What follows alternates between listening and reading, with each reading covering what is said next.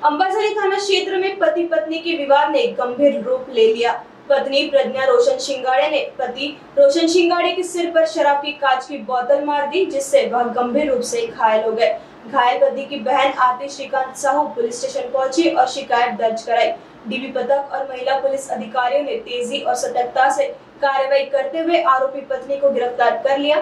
Police इस मामले में आगे की जांच कर रही है।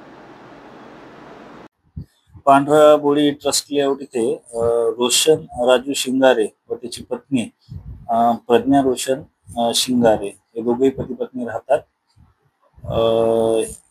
रोशन राजू शिंगारे हे दारू पिण्याच्या सवयीचे आहेत आणि काल दुपारी साधारणतः 3:30 ते 4च्या दरम्यान या पती पत्नीमध्ये घरगुती कारणावरून काही वाद झाला, ज्यात जी आरोपी आहे प्रज्ञा रोशन शिंगारे त्या आरोपी पत्नीने दारूच्या बॉटलने पतीच्या डोक्यावर आणि मानेवर मारहाण केली। डोक्यावर बॉटल फोडली आणि त्याला मारहाण केली आणि जीवानीशी ठार करण्याचा प्रयत्न केला।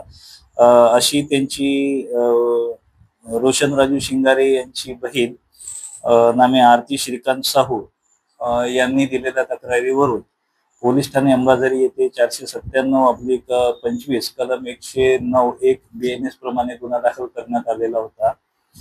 घटनेनंतर जी आरोपी महिला आहे ती घटनास्थळावरून पळून गेलेली होती, परंतु आमची महिला अंमलदार आणि डीबी पथकाच्या मदतीने त्यांना वेळीच ताब्यात घेण्यात आलेलं होतं।